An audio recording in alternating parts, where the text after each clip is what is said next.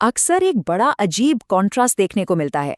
कुछ बिल्डिंग्स ऐसी होती हैं जिनका इलेक्ट्रिसिटी बिल लिटरली आसमान छूता है, और वहीं कुछ ऐसी बिल्डिंग्स हैं जो बिना किसी एक्स्ट्रा एफर्ट के नेचुरली कंफर्टेबल रहती हैं और बिल भी बिल्कुल नॉमिनल आता है। ऐसा क्यों? आखिर ये मैजिक है क्या? मैजिक नहीं, ये एक हिडन साइंस है। एक ऐसी साइंस जो सिर्फ हमारे पैसे नहीं बचाती बल्कि फ्यूचर को भी सिक्योर करती है। आज के इस विश्लेषण में हम इसी हिडन साइंस यानी एनर्जी एफिशिएंसी के हर एक पहलू को डीपली डिकोड करने वाले हैं।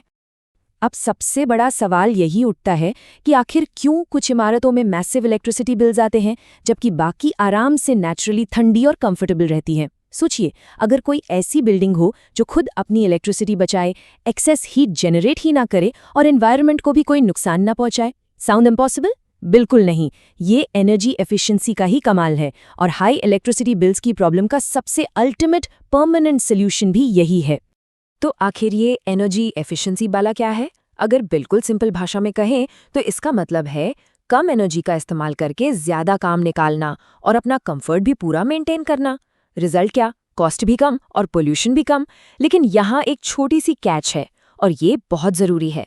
एनर्जी एफिशिएंसी सिर्फ पैसे बचाने की ट्रिक नहीं है, ये एक्चुअली हमारे एनवायरनमेंट और आने वाली जनरेशंस को सेफगार्ड करने का एक बहुत बहुत बड़ा जरिया है।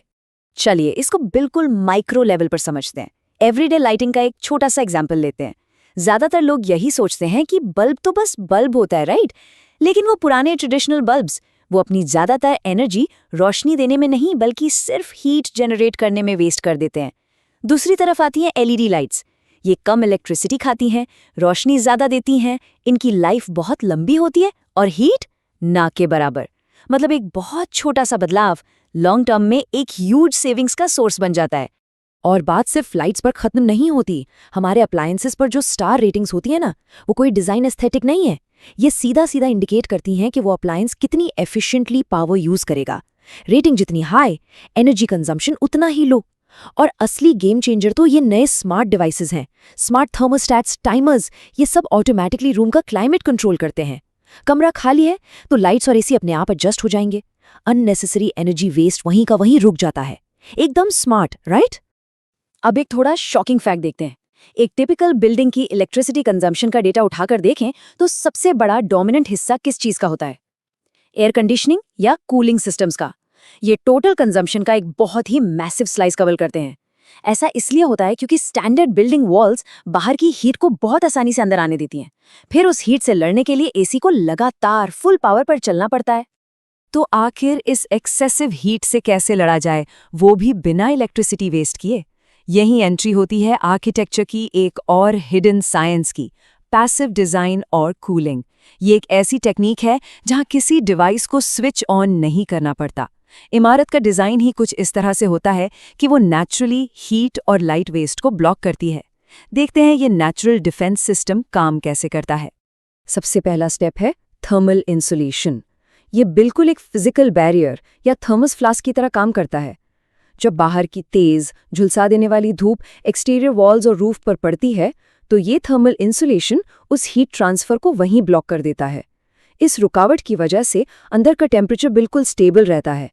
हीट बाहर ही रुक गई तो ऑब्वियसली अंदर एयर कंडीशनिंग की जरूरत ड्रास्टिकली ड्रॉप हो जाती है। सिंपल लेकिन इनक्रेडिबली इफेक्टिव। दीवारों का तो सोल्यूशन मिल गया, पर विंडोज का क्या? नॉर्मल विंडोज से तो हीट तेजी से अंदर आती है। इसी प्रॉब्लम को सॉल्व करने के लिए मॉडर्न बिल्डिंग्स में डबल ग्लेजिंग विंडोज का यूज किया जाता है। इनमें ग्लास की 2 लेयर्स होती हैं और उनके बीच में एक एयर गैप होता है।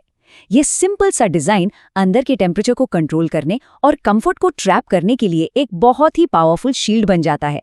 इसके अलावा पैसिव डिजाइन में कुछ बहुत ही क्लेवर नेचुरल एलिमेंट्स भी शामिल होते हैं, जैसे कि रिफ्लेक्टिव रूफ कोटिंग्स, मतलब वाइट सर्फेसेस जो हीट को सीधा बाउंस बैक कर देते हैं। फिर आते हैं स्काईलाइट्स और सोलर ट्यूब्स जो दिन के वक्त सनलाइट को इस तरह अंदर लाते हैं कि आर्टिफिशियल लाइट्स की जरूरत ही ना पड़े। और सबसे इंपॉर्टेंट, नेचुरल वेंटिलेशन। अगर बिल्डिंग के एयरफ्लो को स्ट्रेटेजिकली डिजाइन किया जाए तो बिना किसी मशीन के रूम्स नेचुरली ठंडे रहते हैं। हवा अपना काम खुद कर लेती है। पैसिव डिजाइन के ये नेचुरल ट्रिक्स तो वाकई कमाल हैं। लेकिन अब एक कदम और आगे बढ़ते हैं। बात करते हैं एक्टिव पावर की। सोचिए, कैसा रहेगा अगर एक बिल्डिंग सिर्फ एनर्जी बचाए ही नहीं बल्कि खुद अपनी बिल्कुल फ्री इलेक्ट्रिसिटी जनरेट भी करे? यहीं आती है सोलर एनर्जी की रेवोल्यूशन।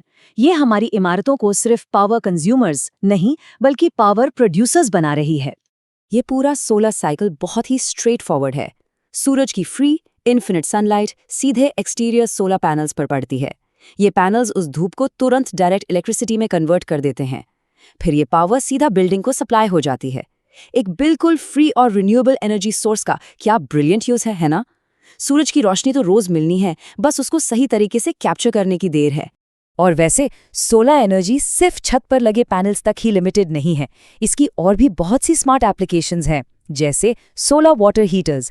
ये गीजर्स की हेवीली इलेक्ट्रिक डिमांड को खत्म करके सीधा सूरज की हीट से पानी गर्म कर देते हैं।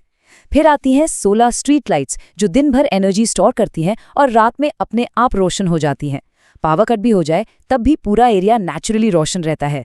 चलिए, पैसिव और एक्टिव डिजाइन के बाद अब चलते हैं सीधा मैक्रो लेवल पर। अब हम एडवांस्ड बिल्डिंग सिस्टम्स को एक्सप्लोर करेंगे।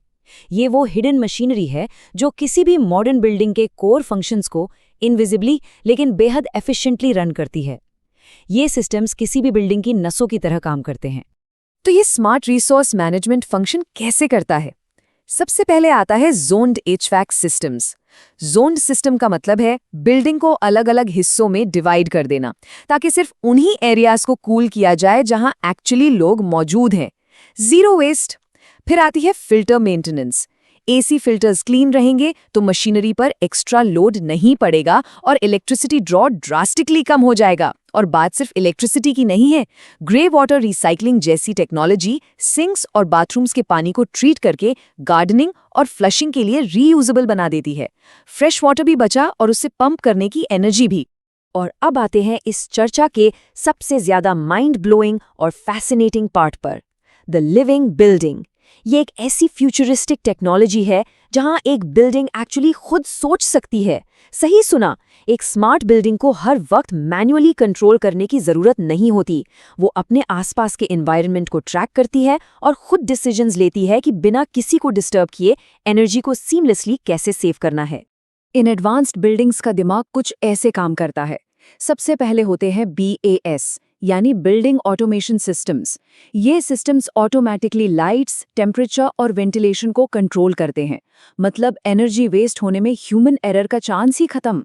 इसके बाद आते हैं IoT डिवाइसेस, जो रियल टाइम एनर्जी यूसेज को मॉनिटर करते हैं, जिनकी मदद से बिल्डिंग डिसाइड करती है कि आज कितनी पावर सेव की जा सकती है।